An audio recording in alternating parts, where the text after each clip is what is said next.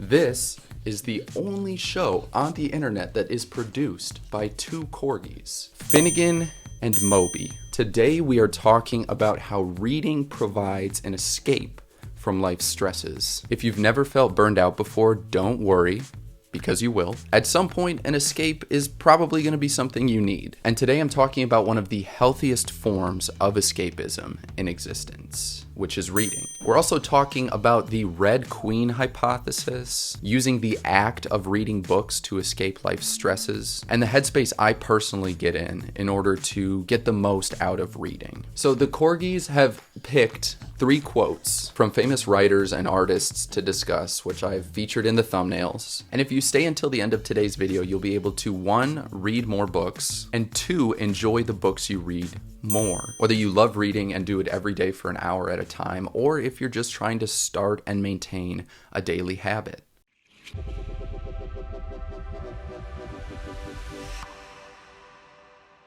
Have you ever felt like, oh man, I just want to forget everything and sleep for 1,000 years? Because if you haven't, you will. Allow me to introduce you to the Red Queen problem. The Red Queen problem is a hypothesis in evolutionary biology proposed in 1973 that species must constantly adapt, evolve, and proliferate in order to survive while pitted against ever-evolving opposing species. So life is hard, and we always have to exert effort to do things. Improving at any skill is always difficult because we're busy. The Red Queen problem basically implies that we always have to be running just to stay in the same place. That's the human condition. But let's go back to reading. Reading makes you smarter. Reading the books that are right for you will literally change your life for the better. So like with every video on this channel, I'm telling a story and there are 3 parts to it. Anytime you approach a text, if you want to make the act of reading easier, you have to put yourself in a good frame of mind to absorb information. The first quote I want to share is a C.S. Lewis quote. I'm covered in hair, literally on everything. You can make anything by writing. Reading takes you places. You stare at blotches of ink on wood pulp and you basically hallucinate. But this really only happens when you're interested in a book, so you have to be interested first and foremost. That is the most important thing. If you remember one thing from this video, let it be that. There will be no escaping from the stresses of life. There will be no deep learning from books if you aren't at least interested in the texts you're giving your time to. To find books that you like, consider what you care about and then just start doing some research. There is a book out there for everybody, and it's just a matter of finding the one that's right for you. But back to the C.S. Lewis quote. The writer can make anything by writing. And I think it follows that the reader can be transported anywhere so long as they care about what they're reading. And to explain to you why your interest matters, allow me to paint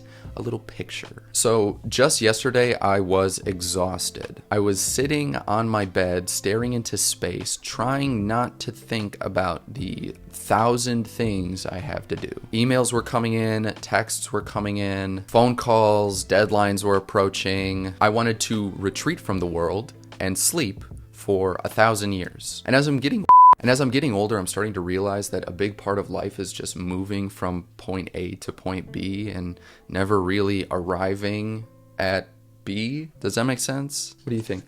Does that make sense? Any thoughts?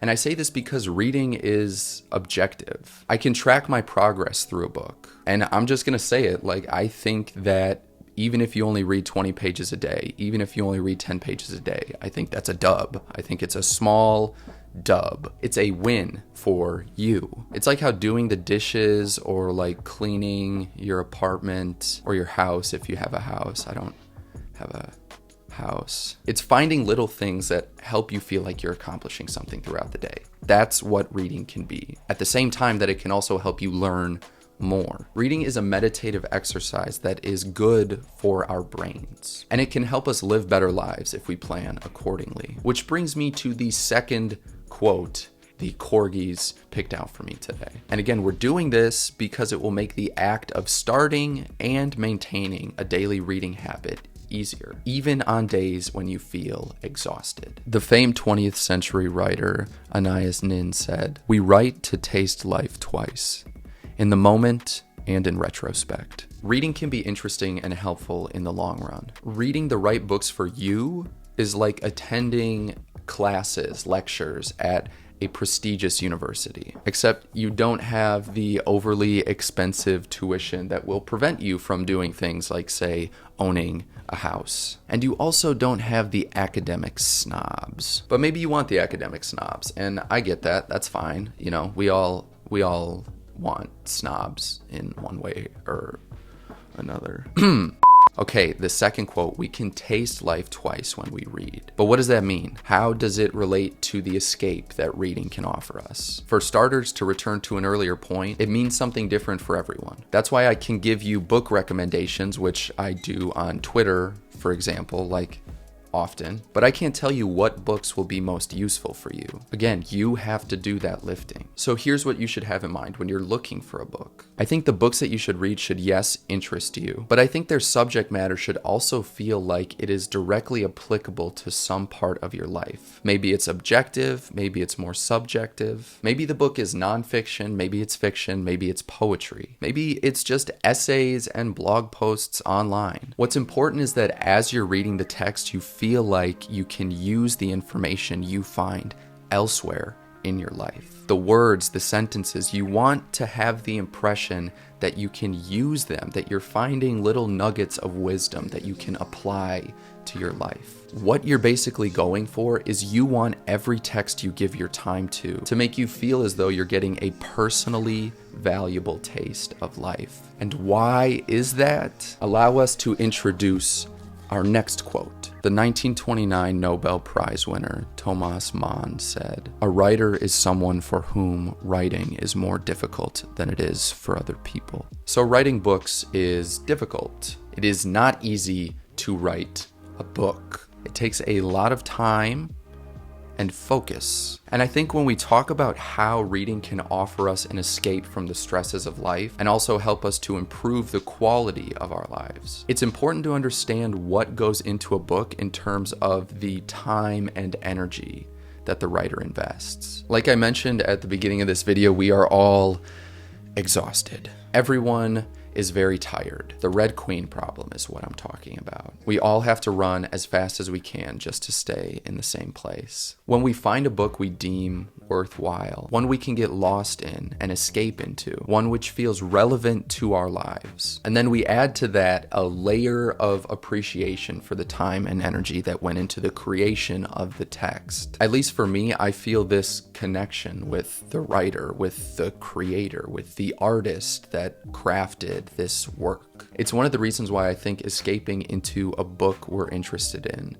can be so easy. Words connect us with other people. When we read a book we love, we connect with the writer, with the characters in the book. This is why in previous videos I've talked about like finding a book you like, and then having found a book you like or books you like, find an author whose style, whose work you really like, and then set out on a journey to read every book that writer has ever written. Deep dive their material. Use their words to form a human connection with them, to form a personal relationship with them, and then soak up all the wisdom they have to offer and apply it to your life. Because the fact is, if you deemed their perspective worthwhile once, there's a good chance that you'll arrive at the same conclusion, a deepened version of the same conclusion, when you pick up more of their work. And that's how reading can provide you with an escape from the stresses of life, while also helping you tackle your specific stresses, whatever they may be. But now I'm wondering how you would describe in your own words the books, the texts that you find yourself escaping into. And if you want to go the extra mile, tell me what you think that means. That would be cool. A little human connection in the comments. If you want to learn how to find the books that are right for you and deepen your reading experience so that you can get more out of books, check out this playlist, which is full of videos I've made on the subject of mastering the craft, the art, the act of reading. Almost all the content in these videos was lifted from lectures I gave while teaching undergraduate literature courses at Johns Hopkins. A shameless plug. It's a shameless plug. So, thank you so much for being here. Thank you for choosing my video out of all of the other videos. We hope you have a great rest of your day, and we will see you next time.